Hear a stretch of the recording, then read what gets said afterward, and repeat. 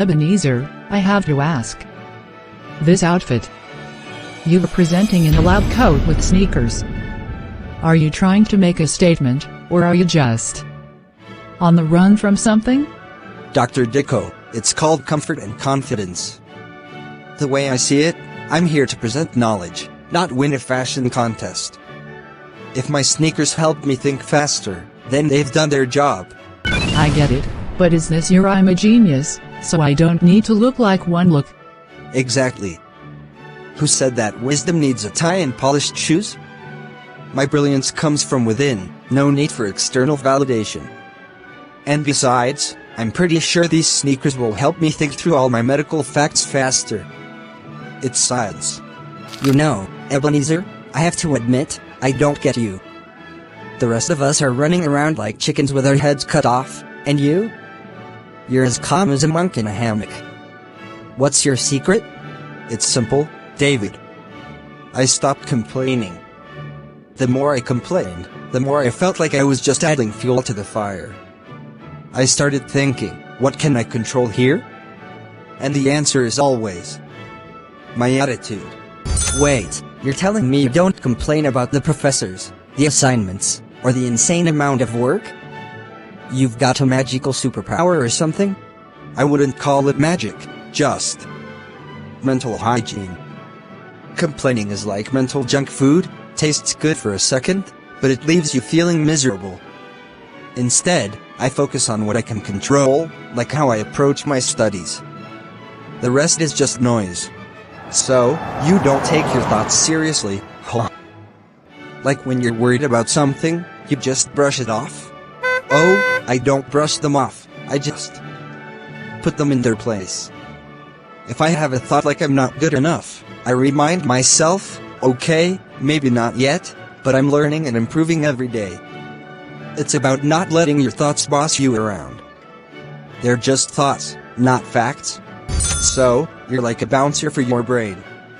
Sorry, self-doubt, you're not on the list today. Exactly. My brain is VIP only. And self-doubt? It's on the do not entrance list. Ebenezer, I've noticed something about you. While everyone's racing to get the best grades, you're not chasing validation like the rest of us. Why is that? Well, Sister Deborah, I used to seek approval everywhere. Professors, peers, social media. Then I realized something, approval is like trying to catch smoke. The more you chase it, the more it slips away.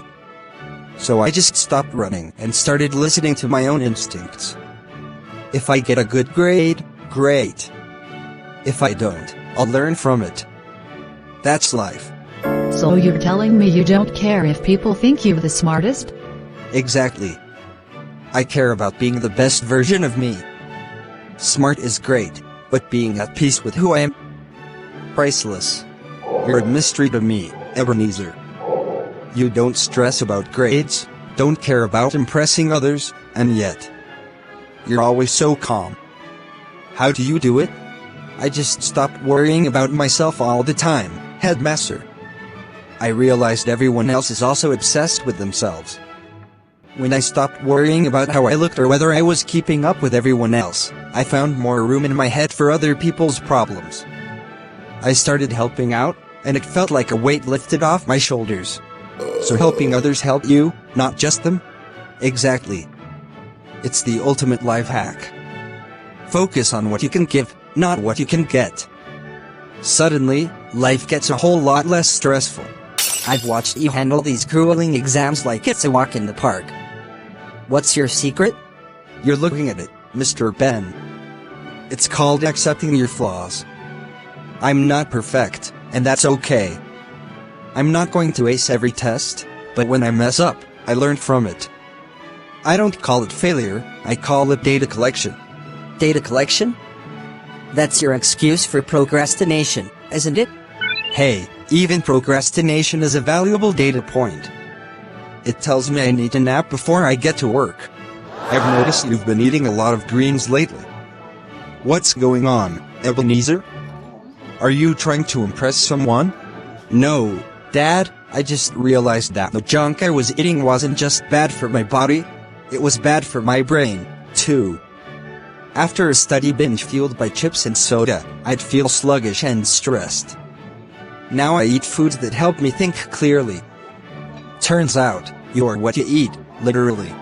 So, you've swapped pizza for kale, and now you're a Zen genius?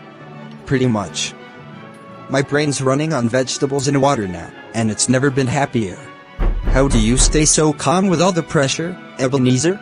I figured out something important, pharmacist. Stress isn't just in my head. It shows up in my shoulders, my jaw. Basically everywhere. Now, I take a few minutes each day to just breathe, stretch, or walk around. It's like giving my mind and body a little vacation. A mental health holiday? Sounds like a plan. Exactly. A little deep breathing and a walk, and suddenly the world feels a lot less stressful.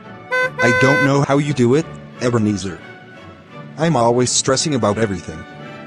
Exams, friends, family. It's all too much. You know, Michael, I used to blame everything. Bad professors, hard exams, even my roommates' weird habits. But then I realized, it's my life, so it's my responsibility. If I'm not happy with something, I can change it. So, if my roommate eats my snacks again, I'm the one who needs to take responsibility? Well, maybe not that one. But in general, yes. Taking responsibility means you stop waiting for things to change on their own. You get to be the driver of your own life. How do you stay so calm when things don't go your way? Like when you don't ace a test or make a mistake? Mom, mistakes are just part of learning. I've learned to accept them. When I screw up, I don't beat myself up, I just say, well, that was an interesting lesson. Then I move on and improve. Interesting lesson? You are turning mistakes into opportunities now? Yep. The only true mistake is not learning from the first one. How do you juggle everything, Ebenezer? You've got school, friends, and somehow managed to stay sane. I'm barely keeping my head above water. What's your secret? The secret, Mr. Ben, is learning that balance is key. When I focus on what really matters, studying, health, and helping others, everything falls into place. I don't try to be perfect at everything, I just make sure to keep my priorities straight. Priorities, huh? Like making sure your medical knowledge is top-notch while still having time to enjoy life? Exactly. It's about setting boundaries. Work hard when it's time to work, but also take breaks. Life's not a race, more like a marathon, and I'm pacing myself. That's some deep wisdom for a first-year student. Maybe I should take some notes. Where's your notebook? I need some of your secret hacks. No need for notes, Mr. Ben. Just remember, life is like a prescription. Take it one dose at a time. And don't forget to hydrate. You're stressed because you're running on caffeine, not water.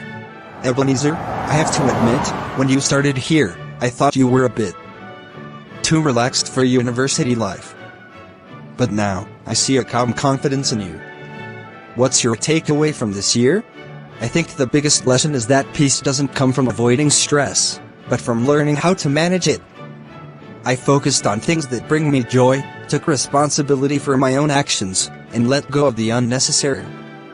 The stress didn't disappear, but I learned how to ride the waves instead of getting crushed by them.